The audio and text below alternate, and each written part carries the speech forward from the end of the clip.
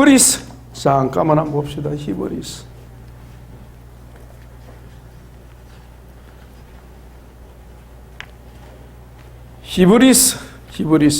히브리서가 좀 어렵죠? 예. 왜 어려울까요? 구약을 해설하기 때문에 그렇습니다. 구약을 해설합니다. 예. 히브리서는 누가 썼을까요? 예. 저는 단연코 바울이라고 생각합니다. 바울이 아니고는 이렇게 성경을, 구약 성경을 이렇게 해설할 수 있는 사람이 있을까? 없습니다. 바울만큼 구약에 능통한 사람이 누가 있겠습니까? 없습니다. 어제 말씀드렸죠? 공인 본문에는요, 공인 본문, 텍스투스, 리셉투스, 거기는요, 바울이라고. 바울의 서신하고 스타일이 똑같아요. 그렇게 되어 있어요. 그건 뭐 중요한 게 아니고, 내용은, 주제가 뭡니까? 예수 그리스도의 탁월하심, 우월하심과 하나님의 중심 주제 보세요. 380조. 히브리서는 무엇에 관하여 기록했느냐? 예, 하나님의 380조. 하나님의 형상이신 예수 그리스도의 우월하심과 그 대제사장 사역을 설명합니다. 예수님에 관한 핵심적인 서술인데 구약의 비밀을 푸는 키와 같은 성경이 히브리서다. 그러니까 히브리서는 시작부터 예수님 누군가를 말합니다. 그죠? 히브리서 1장 한번 펼쳐보세요.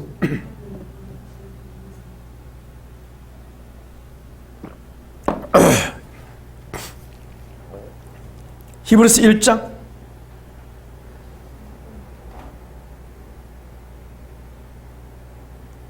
찾으셨어요? 예, 1절부터 3절까지 시작. 옛적의 선지자를 통하여 여러 부분과 여러 모양으로 우리 조상들에게 말씀하신 하나님이 이 모든 날 마지막 날에는 아들을 통하여 우리에게 말씀하셨으니 이 아들을 만유의 상속자로 세우시고 또 그로 말미암아 모든 세계를 지으셨느니라. 이는 하나님의 영광의 광채시요 그 본체의 형상이시라. 그의 능력의 말씀으로 만물을 붙드시고 죄를 정결하게 하시는 일을 하시고 높은 곳에 계신 지극히 크신 이의 우편에 앉으셨느니라. 여기에 만유의 상속자 있죠. 번역이 조금 그래요. 이 아들을 만유의 상속자, 만유를 상속하시고 만유를 상속받을 자로 세우시고, 그 말입니다. 이 말은 무슨 말입니까? 만유가 누구의 것이다? 만물이 주의 것이다 이 말이에요. 예수님이 만물의 주인이다 이 말이에요. 주인. 어떤 정답을, 재산을 상속받았다, 상속한다, 상속받았다. 그러면 상속받은 사람의 것이죠. 그 말은 만물을 상속받았다. 아버지께서 만물을 누구에게 주셨다? 그리스도에게 주셨다. 그러니까 만물은 누구의 것이다? 예수님의 것이고, 예수님이 만물의 주인이시다 이 말이에요. 그런 뜻이에요. 번역에 조금 그런 부분이 있습니다. 그리고 예수님은 하나님의 영광의 빛이시다. 광채라 그랬는데 빛이라 하면 더 좋을 뻔했습니다. 하나님은 영광의 빛이시다. 본체의 형상이시다. 그 말씀으로 만물을 붙들고 계신데 말하면 만물을 섭리하고 계시고 죄를 정결케 하시는 일을 하시고 하늘보다 우편에 앉아 계신다. 그럼 딱 그렇게 시작하는 거예요. 그러면서 예수님의 십자가의 구속을 설명하는 거죠.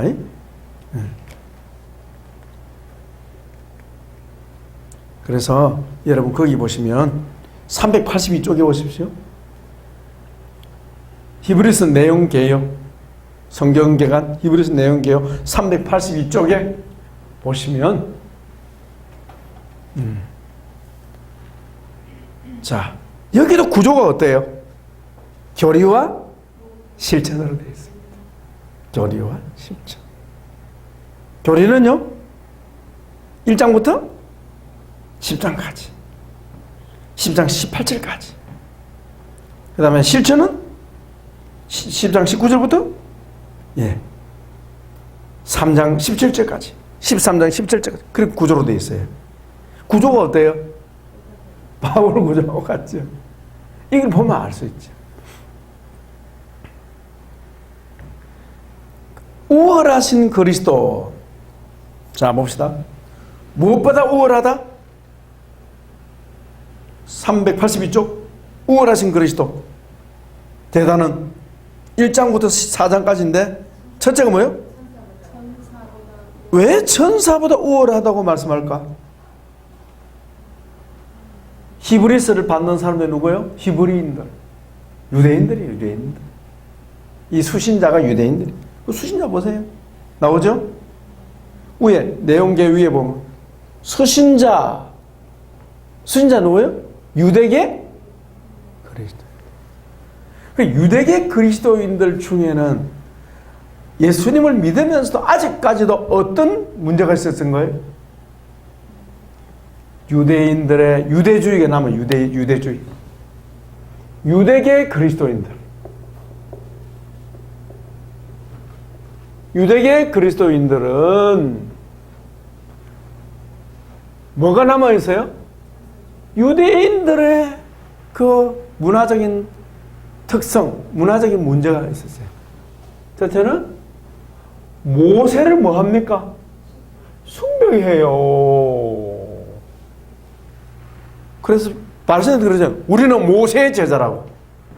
그러잖아요. 모세를 숭배해요. 네. 그래서 모세보다 우월하신 그리스도를 정말 항상 여러분 뒤집는 거예요. 왜 모세보다 우월하다고 말씀합니까? 모세를 숭배하니까. 인간은 숭배 대상이 아닙니다. 주의 종일 따름입니다. 인간은 우상시하면 안 됩니다. 하나님 싫어합니다. 여러분, 왜 하나님께서 모세를 죽음으로 데려갔을까요? 뭐 엘리야처럼 막 그냥 성천하면 될 텐데. 여러분, 모세가 성천했습니까? 육신적으로 죽었습니까? 근데 모세가 성천했으면 어떻게 됐을까? 완전히 신이 되어버려요. 엘리야는 그런 신경 안 하죠. 그죠? 그럼 모세는 어때요? 신경. 그래서 엘리야는 성천해도 괜찮아. 근데 모세가 성천해버렸으면 어때요? 보통 심각한 문제가 아니야. 그래서 모세는 하나님이 죽게 하셨어요. 안 그래도 신격할 건데. 인간들이. 모세 숭배 사상이. 유대인들의 모세 숭배 사상이 있고요. 또 하나는 천사 숭배 사상이 있는 거예요.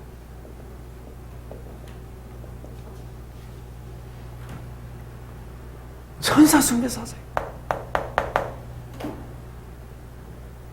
그걸 둘러 지적하는 거예요. 천사는 뭐요? 부리는 종. 종일 뿐이다. 성도의 수종자다. 그죠? 우리를 지금 지키고 있습니다. 모세는요? 아들이 아니에요. 종이요. 종. 하나님의 종. 종으로 충성했을 뿐이에요. 그 얘기하고. 그 다음에 한 얘기가 뭐죠? 이제 이 두 가지 문제를 해결해 놓고, 예수님을 모세에 비교한다. 그 자체가 큰일 나는 일이에요. 천사 큰일 나는 일이에요. No, 아니다.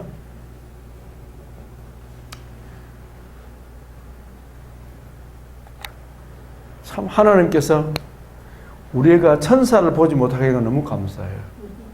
천사를 보게 되면 천사를 그런 본성이 우리 속에 있는 거예요. 하나님 보내신 하나님을 사랑하고 섬기는 게 아니고 하나님의 피조물을 하나님보다 더 사랑하는 그게 우리 속에 있기 때문에 안 보이게 만드는 거예요. 저 뒤에 천사들이 좀 있어요. 지금. 안 보입니다. 이 천사들이 많이 있습니다. 안 보여요. 보고 또 성경하시면서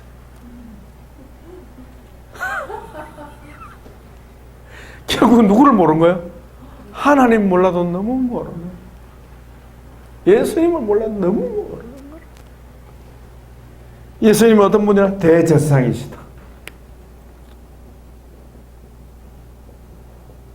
예수님이 구약에 예표된 대제사장이심을 모른다.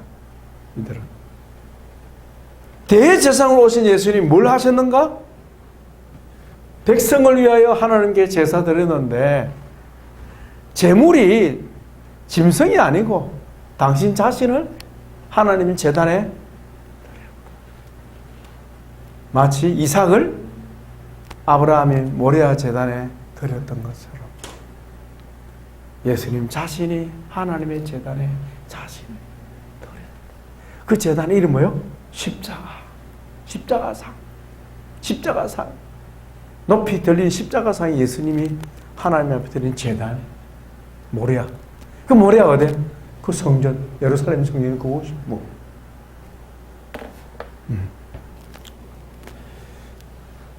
그러면서 예수님의 십자가의 구원의 도리를 설명하는 거예요. 그리고 어떻게 믿음으로 살아야 될 것인가? 네. 어떻게 살아야 될까요? 실천편이 나오죠. 그러니까 구약의 제사법을 참된 의미를 히브리서에서 해석하는 거예요. 놀랍죠? 여러분 했기 때문에 생략하고요. 삶에 대한 얘기를 조금 봅시다.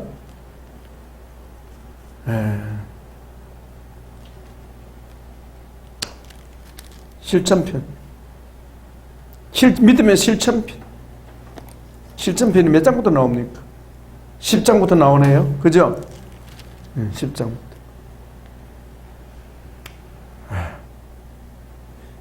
자, 몇 가지 성경을 읽어봅시다. 22절, 10장 22절. 21절부터 5절까지 성삼을 읽어주세요. 히브리서 10장 22절부터 26절, 25절까지. 우리가 마음의 뿌림을 받아 악한 양심으로부터 벗어나고 몸의 맑은 물로 씻음을 받았으니 참 마음과 온전한 믿음으로 하나님께 나아가자. 또 약속하신 이는 기쁘시니 우리가 믿는 도리의 소망을 움직이지 말고 굳게 잡고 서로 돌아보아 사랑과 선행을 격려하며 모이기를 피하는 어떤 사람들을 주관과 같이 하지 말고 오직 권하여 그날이 가까이 그걸 볼수록 더욱 그리 하자. 계속하십시오. 우리가 진리를 아는 지식을 받은 후 진직. 그것까지 하자. 그것까지. 자, 12장은 우리 전선이 12장 1절부터 3절까지. 이러므로 우리에게 구름같이 둘러싼 허다한 증인들이 있으니 모든 무거운 것과 얼매이기 쉬운 죄를 벗어버리고 인내로서 우리 앞에 당한 경주를 하며 믿음의 주여 또 온전하게 하시는 이인 예수를 바라보자.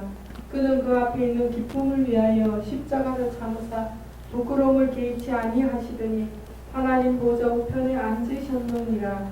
너희가 피곤하여 낙심하지 않기 위하여 죄인들이 이같이 자기에게 거역한 일을 참으신 일을 생각하라. 아멘. 거기서는 예수님을 뭐하라? 생각해라. 또 예수님을 믿음의 주여 온전케 하신 예수님을 바라보라. 생각해라. 바라보라. 예. 좀 전에는 어때요? 모이기를 피하는 어떤 사람들과 같지 말고 그날이 가까울수록 더욱 모이기를 힘쓰자.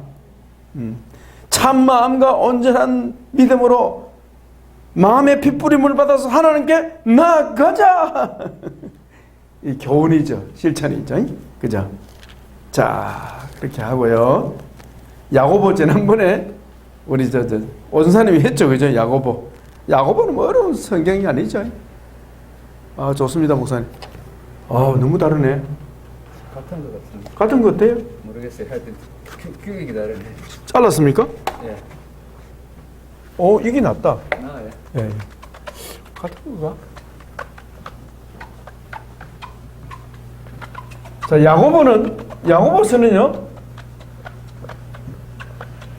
어디에 초점 맞춥니까?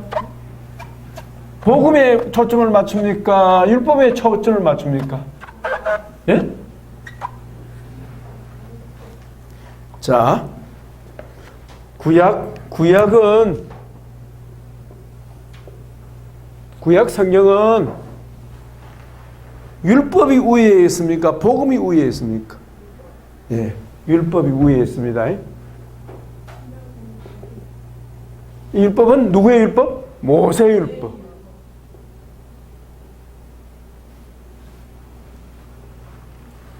복음은요? 율법보다 분량이 적습니다. 이 복음을 다르게 하는 뭡니까? 언약이라고 그러죠. 언약의 형태. 언약. 신약은요? 무엇이 위에 있습니까? 복음이 위에 있습니다. 그 복음은 바로 예수 그리스도. 우리 예수님. 율법은 아래에 있습니다. 무슨 율법? 그리스도의 율법.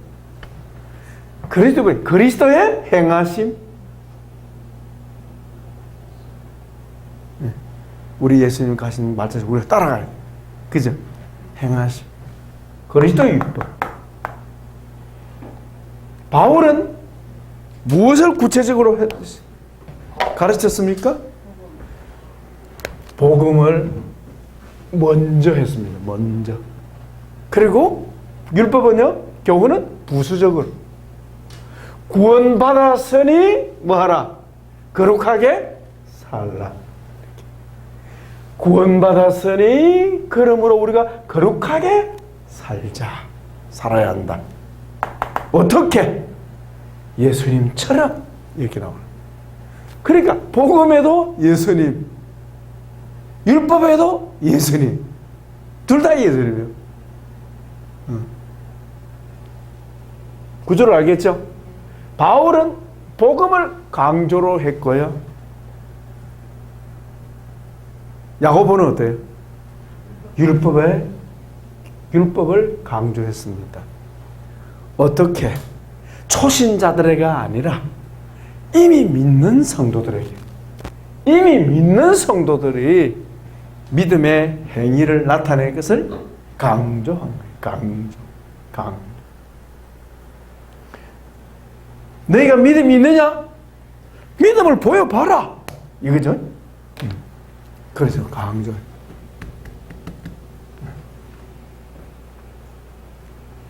그래서 결국은 복음도 예수 그리스도, 율법도 예수 그리스도에 관한 말씀입니다. 그렇게 하고 넘어가겠습니다.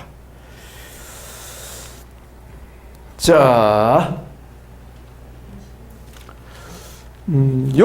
베드로 서신은 베드로 서신 한번 구조를 한번 잠깐 보고 넘어갑시다. 베드로. 베드로가 무식합니까? 유식합니까? 유식합니다. 예. 베드로가 업으로 지날 때는 무식했습니다. 왜? 업으로 언제 책 읽습니까? 언제 율법 공부합니까? 고기 잡기도 바쁜데. 그리고 노동이라는 사람은요, 머리가 샤프합니까? 둔합니까? 둔해집니다. 네, 지식에 대해서는 둔합니다. 일에 대해서는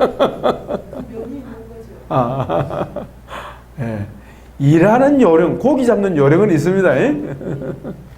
그러나 일반적으로는, 지적으로는 둔합니다. 왜? 몸을 쓰니까, 노동을 하니까, 고단하니까. 여러분 고단하면 머리가 잘 돌아가요, 안 돌아가요? 이준사님 처음 저걸 들어. 목사님 제가 내가 비몽사몽관입니다. 그때는 내가 쉬고 싶다 이 말이야. 그러니까 정보 그만 넣어라 이거죠. 정보 그만 들어와라 이거죠.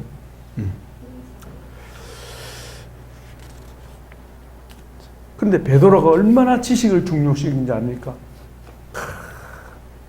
베드로가 유명한 고백이 있죠. 신앙 고백 말고 너희도 가려느냐 이러니까 영생의 말씀이 주님께 있는데 우리가 어디로 가리까? 우리가 주님을 믿고 알았나이다. 이렇게 믿고 알았대. 맞아요, 틀려요? 맞습니다. 우리가 알아서 믿습니까? 아닙니다. 처음에는 믿고 알고 그 다음에 그 아는 것은 어때요? 더 구체적으로 알므로 믿게 돼. 더 구체적으로 믿게 된다. 사실 아는 거가 믿는 것은 순환 논리입니다. 그러나 처음 믿는 것은 은혜입니다. 은혜로 믿어지는 거예요. 네. 믿음이 자라면서 어떻게 내 자신을 알게 되는 거죠.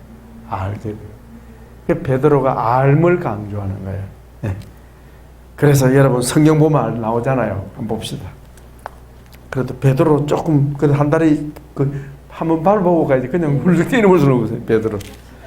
베드로가 굉장히 지성적인 사람으로 바뀌었어요. 참 놀랍죠. 베드로가 지성치유가 됐습니다. 예. 베드로는요 성령으로 거듭났으면서도 뭐라 그럽니까? 말씀으로 거듭났다 말합니다. 자, 1장 23절 인사님 크게 한번 읽어주세요. 베드로 전서 1장 23절. 너희가 거듭난 것은 썩어질 씨로 된 것이 아니요 썩지 아니할 씨로 된 것이니 살아있고 항상 있는 하나님의 말씀으로 되었느니라. 야, 거듭난 것이 무엇으로? 썩지 아니할 씨로 된 하나님의 말씀으로 거듭났다. 말씀으로 거듭났다. 요한은 무엇으로 거듭났다? 성령으로 거듭났다. 그렇지? 말씀과 성령으로. 자, 말씀을 강조합니다. 말씀. 자, 그 다음에 1장 9절에 보면 이 우리 치유신앙의 중요성인 말씀이죠. 1장 9절 같이 읽습니다. 믿음의 결국 곧 영혼의 구원을 받음이라. 그 영혼이 뭐죠? 영과 아니, 네. 그러니까 soul.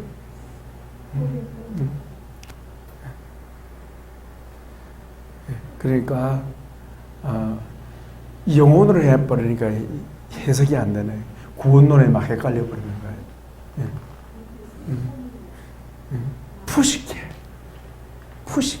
푸시케입니다. 원어의 푸시케. 우리 마음. 믿음의 결국은 우리 혼이 구원받는다. 이게 결국 나중에는 말이에요. 영은 구원받았고, 영은 구원받았습니다. 혼은 어때요? 아직도 범죄를 해요. 그게 우리 혼이 아직도 온전하지 못하다는 증거죠. 아직도 죄를 범하고 있습니다. 그러나 죄를 범하지 않는 때가 올 것입니다. 죄를 생각할 수도 없는 때가 올 것입니다. 그게 영의 혼의 구원이죠. 혼의 구원. 우리 육체의 구원도 옵니다. 병들지도 않고 쇠하지도 않고 죽지도 않고 상하지도 않는 그런 몸을 입게 될 것입니다. 우리 안나 시몬이 우리 안사돈이 폐암인 것 같아요. 지금 기도하고 있는데 참 얼마나 건강하고 참 절제가 있고 참 그런 분인데 보기 드물 정도로 참 교양 있는 분입니다. 나는 우리 그 사돈이 참 품격 있는 사람이에요. 그런데 건강검진 하는데 배에 뭐가 있잖아.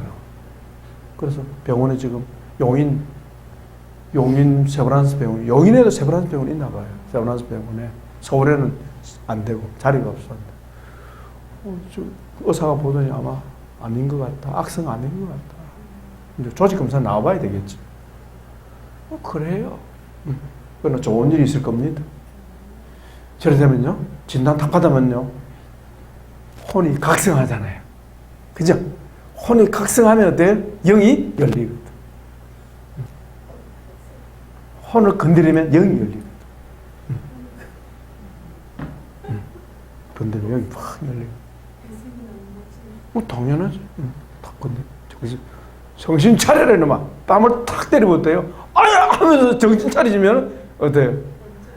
육체를 가하는데, 육체를 가하면 혼이 정신을 차리면서 영이 열리는 거죠. 혼의 구원을 받음이라. 이렇게 번역을 해야 되는데.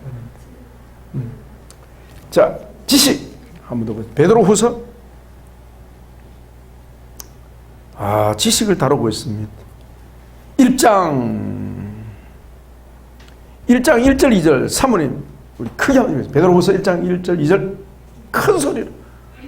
예수 그리스도의 종이며 사도인 시몬 베드로는 우리 하나님과 구주 예수 그리스도의 의를 힘입어 동일하게 보배로운 믿음으로 우리와 함께 받은 자들에게 편지하노니 하나님과 우리 주 예수 그리스도를 알므로 은혜와 평강이 너희에게 더욱 많을지어다. 아멘. 우리 2절 같이 읽습니다.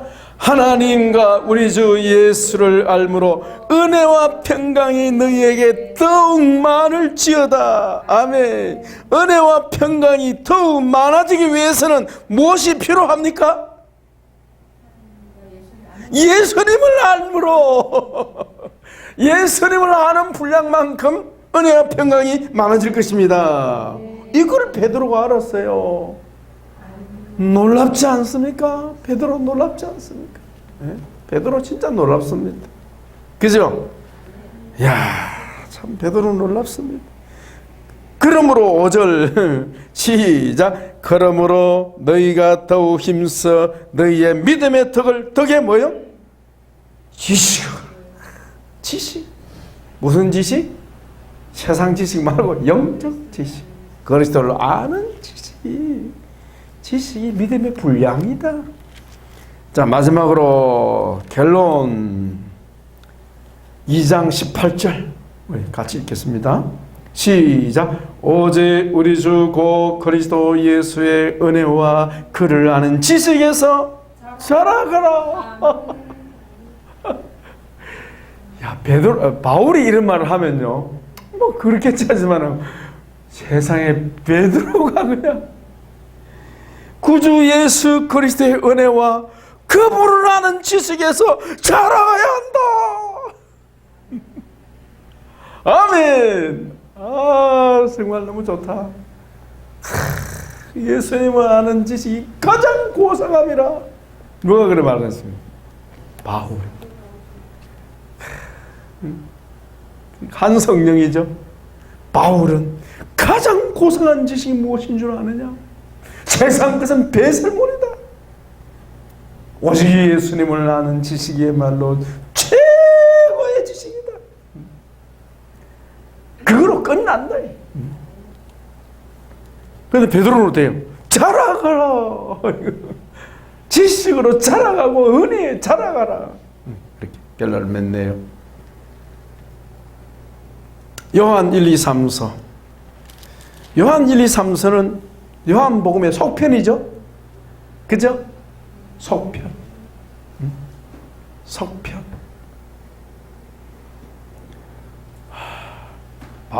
요한은 예수님을 뭐로 이해합니까? 생명의 말씀. 영생의 말씀. 요한은 예수님 뭐로 합니까? 하나님의 영원한 생명의 말씀. 생명의 말씀. 우리 읽고 그냥 넘어가겠습니다. 요한일서 1장 1절에서부터 4절까지 전사님 크게 좀 읽어주세요.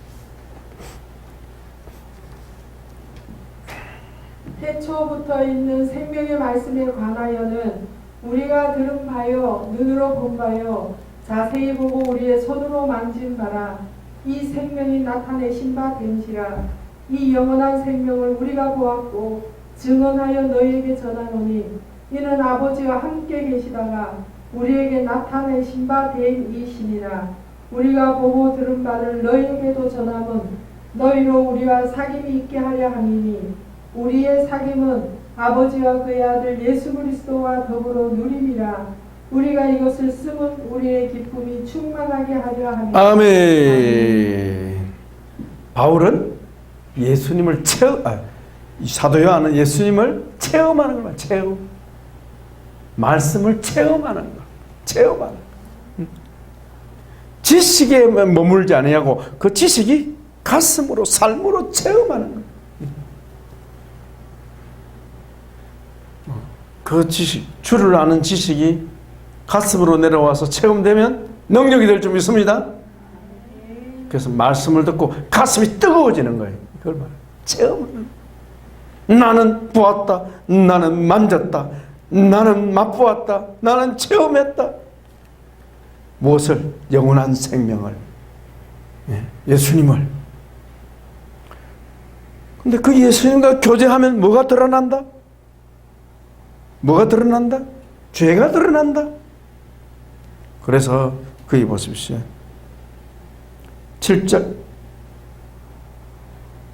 7절부터 9절까지 같이 있습니다. 그가 빛 가운데 계신 것 같이 우리도 빛 가운데 행하면 우리가 서로 사귐이 있고, 시작. 그 아들 예수님 피가 우리를 모든 죄에서 깨끗하게 하실 것이요 만일 우리가 죄 없다고 말하면 스스로 속이고 진리가 우리 속에 있지 아니할 것이요 만일 우리가 우리 죄를 자백하면 그는 미쁘시고 어로사 우리 죄를 사하시며 우리를 모든 불의에서 깨끗하게 하실 것이요. 아멘. 예수님과 사귀면 무엇이 드러난다?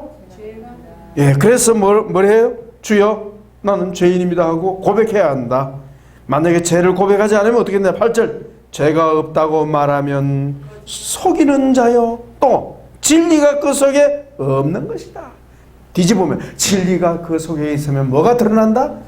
죄가 드러난다. 죄가 드러나면 어떻게 해요?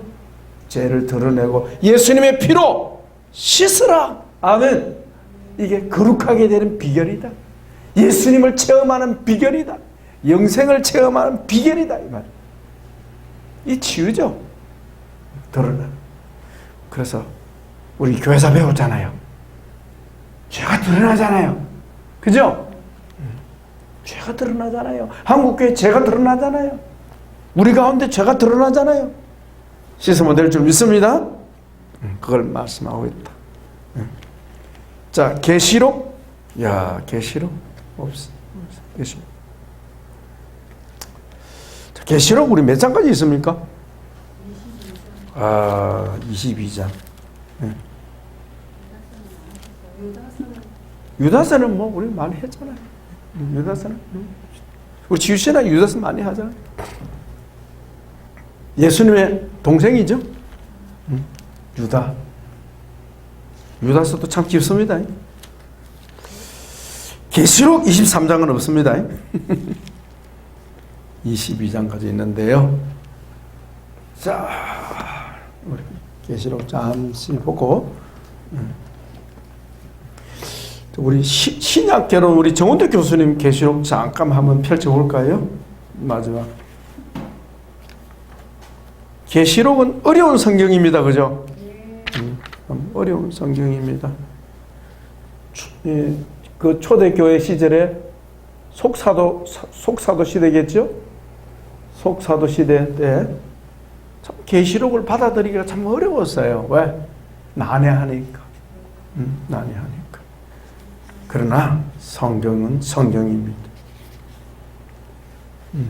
자, 계시록 보시면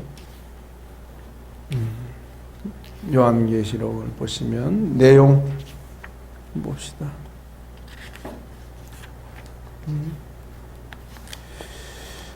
자, 서러움과 배경이 나오고요. 277쪽. 277쪽. 서론과 배경 1. 2는 뭐죠? 일곱 교회에 보내신 말씀. 일곱 교회 나오고요. 그 다음에 3번. 하늘 문이 열리고 하늘의 모습이 보임.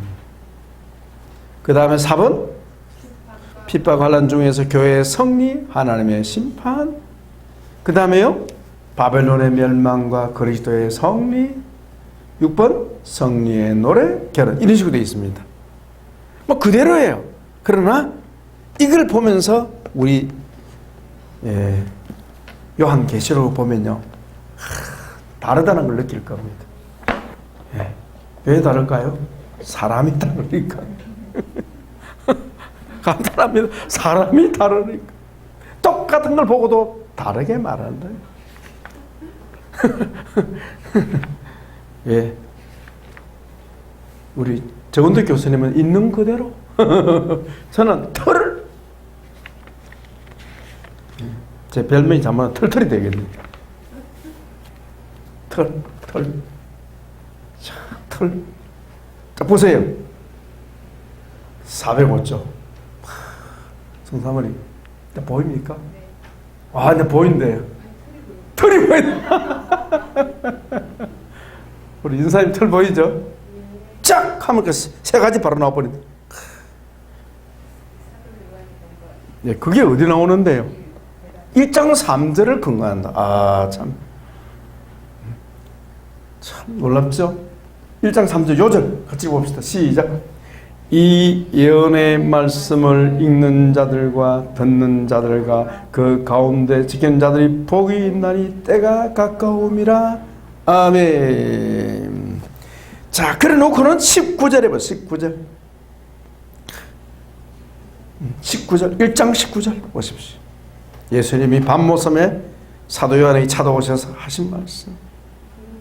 시작. 그러므로 네가 본 것과 지금 있는 일과 장차 될 일을. 예수님이 요한계시록에 기록될 말씀을 딱 주셨어요. 털을 주셨어요. 세 가지를 딱 주셨어요. 네. 1장 19절이 요절입니다. 한번 더 읽습니다. 그러므로 네가 본 것과 지금 있는 일과 장차 될 일을 기록하라. 본 것은 뭐예요? 예, 지나온 과거. 지금 있는 일은 현재. 장차 될 일은 미래. 예수님을 만난 시점에서 과거, 현재, 미래. 그거 기록해라. 사도행전은 1장 8절이죠. 성령이 너희에게 임하시면 너희가 권능을 받고 예루살렘과 온 유대와 사마리아와 땅끝까지 이르러 내 정이 될 것이니라. 그렇죠? 네.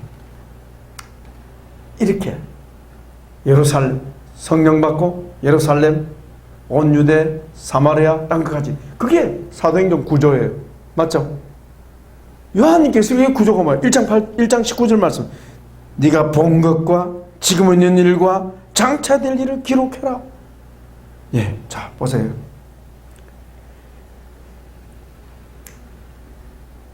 옛날에는 이제라고 했습니다. 이번에 번역은 지금이라 했는데 같은 말이죠. 405쪽 보십시오. 사도 요한이 본 것이 뭡니까? 본 것. 그리스도에 대한 영광. 예수님의 영광을 보았어요.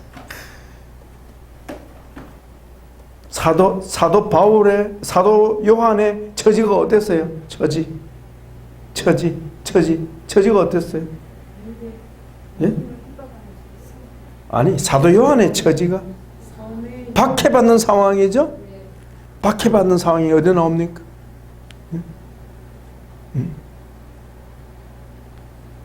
밤모섬이 어디 나옵니까?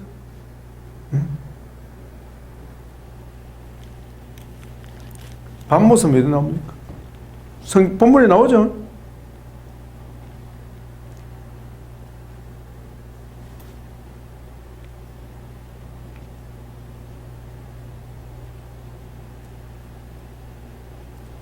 구절에 나오잖아요. 구절을 3번 읽어보세요. 구절. 1장 9절. 나 요한은 너희 형제여 예수의 환난과 나라와 참음에 동참하는 자라. 하나님의 말씀과 예수를 증언하였으므로 말미암아 반모라 하는 섬에 있었더니.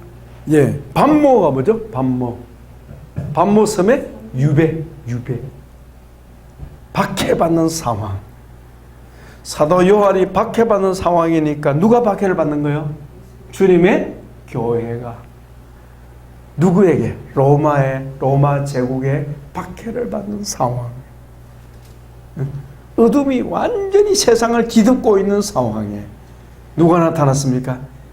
빛이신 주님이 나타난 거예요. 빛이신 주님이 사도 요한에게 임한 겁니다. 예수님이 나타나셔서 어때요? 그 영광의 모습을 보여줘. 이거 기록해라. 내가 살아있다는 걸 보여줘라. 내가 살아있다는 것을 증언해라. 주님이 주무시지도 않고 있다는 것을 증언해라. 나는 살아있다. 그 말이죠. 우리 예수님의 모습이 나오잖아요. 보십시오. 13절부터 몇 절까지입니까? 자, 16절까지. 전사님 좀 읽으세요. 1장 13, 16절. 아니, 1장 13절. 예. 촛대 사이에 인자 같은 이가 발에 끌리는 옷을 입고 가슴에 금띠를 띠고 그의 머리와 털의 희기가 흰 양털 같고 눈 같으며 그의 눈은 불꽃 같고 그의 발은 풀무불에 단련한 빛난 주석 같고 그의 음성은 많은 물소리와 같으며 그의 오른손에 7 별이 있고 그의 입에서 좌우에 날성검이 나오고 그 얼굴은 해가 힘있게 비치는 것 같더라. 내가 볼 때 그의 발 앞에 엎드러져서 죽은 자같이 되매 그가 오른손을 내게 얹고 이르시되 두려워하지 말라. 나는 처음이요 마지막이니 곧 살아있는 자라. 내가 전에 죽었었노라. 볼지어다 이제 세세토록 살아있어 사망과 음부의 열쇠를 가졌노니. 아멘. 자, 사도 요한은 예수님하고 친밀했죠. 사도들 중에 제일 막내죠. 그러니까 예수님 무릎이 어때요? 늘 기대. 형님이거든. 이종사촌 형님. 너무나 다정스러운 형님. 그렇게 친밀했던 주님이신데 밤모습에 나타난 주님은요, 영광의 주. 그래가지고 기절해 버리죠. 사도 바울이 예수님의 빛을 안 보고 자빠져 꼬꾸라져 버렸는데, 그 예수님 안 보고는 어떻게 됐어요? 예? 전사님. 그 영광을 안 보고는 어때요? 주님. 근데 이 영광의 주님을 천국 가면 마음 놓고 볼 수. 그 주님 보고 싶습니다.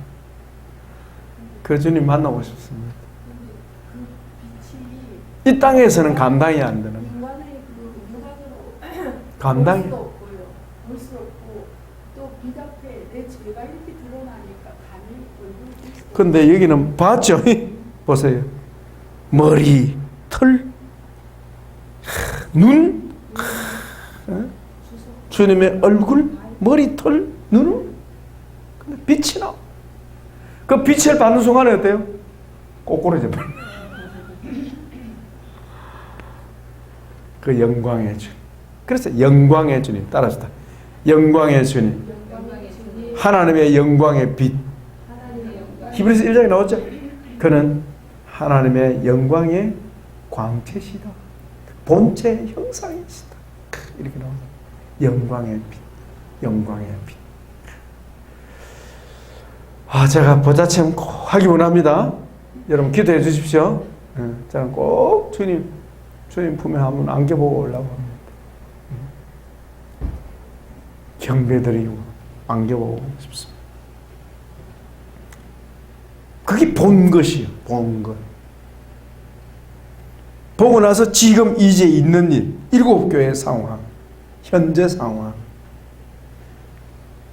지금 그 당시의 교회 상황, 그죠? 사도 요한의 주님 만났을 때 그 상황이 교회 상황이 그렇다, 그죠? 오늘 이 상황이 우리하고 똑같죠? 그 다음에 장차될 일을 기록해라. 장차될 일을 어떻게? 천상에서 보여주시는 거. 그래서 장차될 일, 이거는요, 어디서 본 겁니까? 천상에서 본 거예요. 천상에서. 몇 장부터 몇 장까지요? 4장부터 22장까지. 그러니까 이런 구조를 가지고 성경을 보면 어때요? 성경이 쉽게 보이는 거예요. 쉽게. 자, 거기에 8가지가 나오는 장차될 일을 8가지, 그죠? 8가지 한번 봅시다. 첫째가 뭐예요? 천상의 보좌의 영광을 보았고 천상 예배를 본 거야. 천상 예배. 할렐루야. 그 나라를 사모합니다. 천상 예배. 그 시간에 천상에 올라갑니다. 우리가 다 들림받을 줄 믿습니다. 저도 지금 그 체험을 위해서 기도하고 있습니다. 사도 요한이 체험한 그 천상의 보호자를 체험할 수 있기 위해서 기도하고 있습니다. 그 다음에 환난, 7인 환난. 이 성도에게 당하는 환난이죠. 환난이 몇 개입니까? 2개입니다. 그죠? 7인 환난, 7 나팔 환난. 그러니까 환난이니까 여기 성도가 당합니까? 안 당합니까? 예? 환난은 누가 당하는 겁니까? 성도가 당하는 거죠. 그래서 장차 올 환난을 두려워하지 말라 그랬잖아요. 장차 올 환난을 두려워하지 말라. 환난을 왜 허락하시는데요? 정화, 치유. 정화, 치유. 어디 나옵니까? 나오죠. 자, 몇 장에 나옵니까? 이거 참 중요한데요. 예. 7장 14절 계시록. 너무 중요합니다. 7장 13절 14절에 이번에 송삼을 읽어주세요. 13, 14절. 장로 중 하나가 응답하여 나에게 이르되 이 흰 옷 입은 자들이 누구며 또 어디에서 왔느냐? 내가 말하기를 내 주여 당신이 아시나이다 하니 그가 나에게 이르되 이는 큰 환난에서 나오는 자들인데 어린 양의 피에 그 옷을 씻어 희게 하였느니라. 아멘. 그게 보세요. 천상의 흰옷 입은 성도들, 그죠? 이 사람들은 어떤 사람들이요? 이 땅에서 환난을 통하여 거룩함을 입은 죄별 미안합니다. 환난을 통과하면서 거룩하게 변화되는 성도. 그처럼 뭘 허락하신다?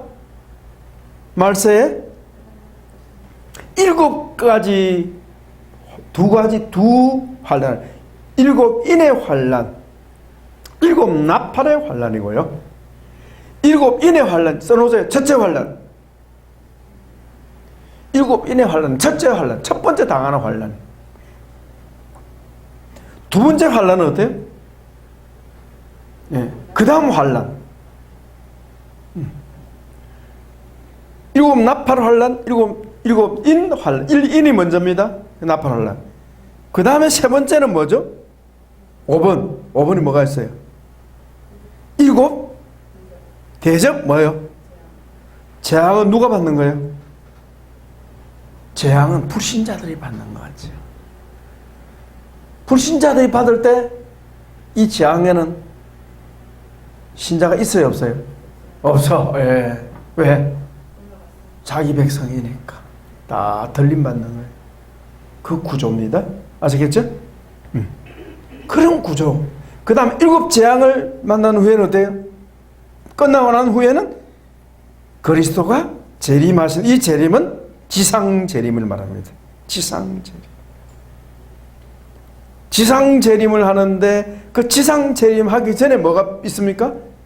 어린 양의 혼인 잔치가 먼저 있고, 공중에서 먼저 있고, 그 다음에 지상 재림이 있다. 그럼 공중에서 어린 양의 혼인잔치를 위해서는 어때요? 공중에 임하심이 있다 하는 것을 말해줍니다. 네, 공중에 임하심. 계시록만 있는 게 아니고 데살로니가전서 있죠. 우리 한번 찾아봅시다. 데살로니가전서 재림서신 살전 나오잖아요. 살전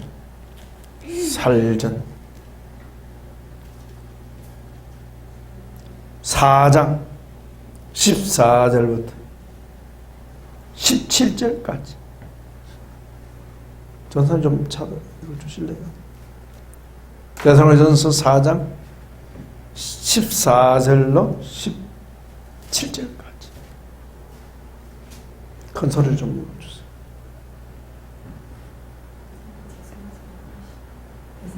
4장 14절. 우리가 예수께서 죽으셨다가 다시 살아나심을 믿을진데 이와 같이 예수 안에서 자는 자들도 하나님이 그와 함께 데리고 오시리라. 아멘. 계속 읽으세요. 우리가 주의 말씀으로 너희에게 이것을 말하노니 주께서 강림하실 때까지 우리 살아남은 자도 자는 자보다 결코 앞서지 못하리라. 주께서 오련과 천사장의 소리와 하나님의 나팔 소리로 친히 하늘로부터 강림하시리니 그리스도 안에서 죽은 자들이 먼저 일어나고 그 후에 우리 살아남은 자들도 그들과 함께 구름 속으로 끌려올려 공중에서 주를 영접하게 하시리니 그리하여 우리가 항상 주와 함께 있으리라. 아멘. 부요한 말로 서로 위로하라. 자, 이 말씀 내용을 보면 어때요? 주님이 마지막 나팔 소리가 날 때 어때요? 예? 나팔 소리가 날 때 주님이 공중에 임하실 때 성도의 부활과 휴거가 일어나는 거야. 공중에서 주를 영접하게 되는데 이것을 공중재림이라고 해요. 다시 공중재림. 뭘 위하여? 어린 양의 혼인잔치를 위하여. 공중에서. 여러분, 올림픽 하면요, 올림픽 스타디움에 돼요. 각국에서 온 사람들이 거기 모이잖아요. 그죠? 거기서 뭐 합니까? 잔치하잖아요. 육체의 잔치를 하잖아요. 육체의 경주. 그죠? 그 비슷하죠. 하늘에 있는 성도들, 땅에 있는 성도들이 다 변화받아서 그 공중에서 주님과 함께 어린 양의 혼인잔치를 먼저 한다 하는 것. 그 다음에는 뭐죠? 천년왕국이 있고 하나님 나라가 완성됩니다. 그게 이제 요한계시록의 전체 내용입니다. 넘겨보십시오. 자, 교재 우리 성경개관 406쪽.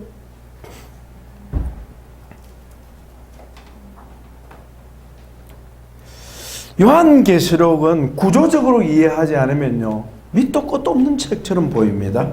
그렇겠죠? 예. 그래서 구조적으로 봐야 한다 하는 거예요. 그래서 구조 분석 아까 했죠? 내 본 것, 이제 있는 일, 장차될 일, 세 가지다. 세 가지 구조로 지금 요한계시록 그렇게 딱 정리를 했습니다. 알기 쉽죠?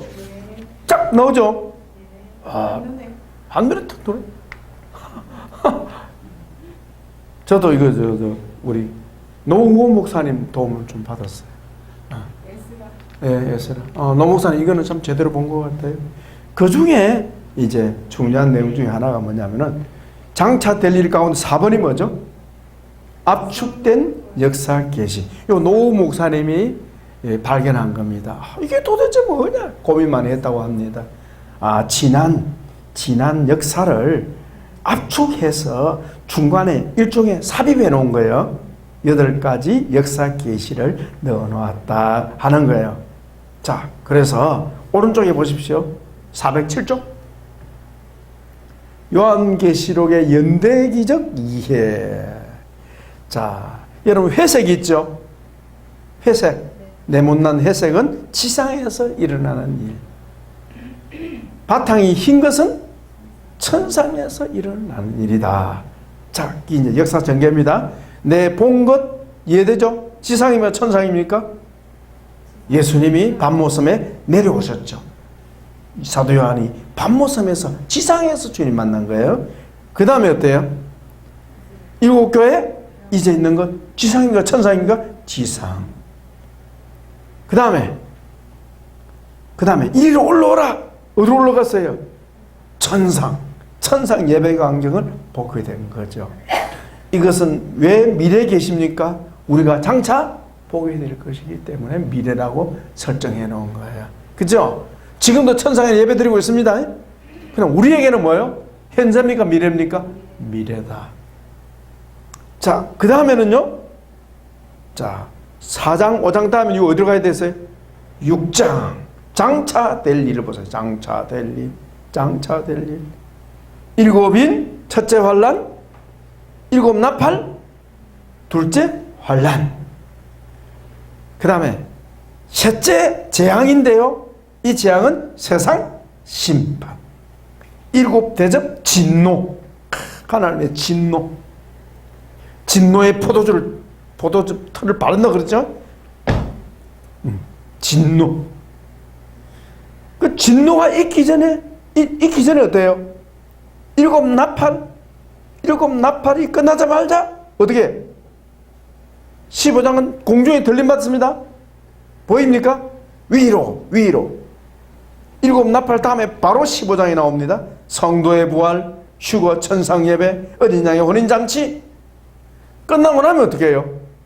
하살표 아래로 지상에 내려옵니다. 그때 세상은 심판받고요. 천상에서는 잔치하고 이렇게 구조가 돼 있죠? 자, 이해되죠? 천상에서는 잔치, 지상에서는 심판 이렇게 구조가 돼 있죠. 내려와서 예수님이 재림하실 때 이 땅에 올 때 우리도 함께 임해서 세상을 통치합니다. 그게 바로 천년왕국이다. 천년왕국. 그리고 그리스도의 최후 심판이 끝나면 새하늘과 새 땅인데 이 그리스도의 최후 심판은 대상은 누구예요? 바로 불신자들이. 불신자. 아담 이후에 모든 세상의 불신자들이 이 주님의 심판대 앞에 다서 우리는 이미 심판을 받았습니다. 그래서 어린 양의 혼인잔치에서 우리에게 상급의 심판이 있는 거예요. 아시겠죠? 어린 양의 혼인잔치 뭐 하는데요? 상급의 심판이 있는 거예요. 여러분 올림픽 때 뭐 합니까? 상 받잖아요. 그렇죠? 메달 안 받습니까? 네. 상급의 심판이 어린 양의 혼인잔치에서 있다는 거예요. 각 사람이 행한 대로 갚아주십니다. 그 얘기. 그래서 요한계시록 이런 구조가 되어 있는 거죠. 한눈에 쫙 들어죠? 송사모님 됐습니까?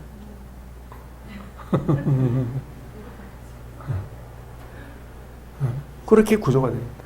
이 구조로 계시록을 읽으면 어렵지 않다. 이 구조 없이 그냥 보면 밑도 끝도 없고 도무지 뭐가 뭐지. 그래.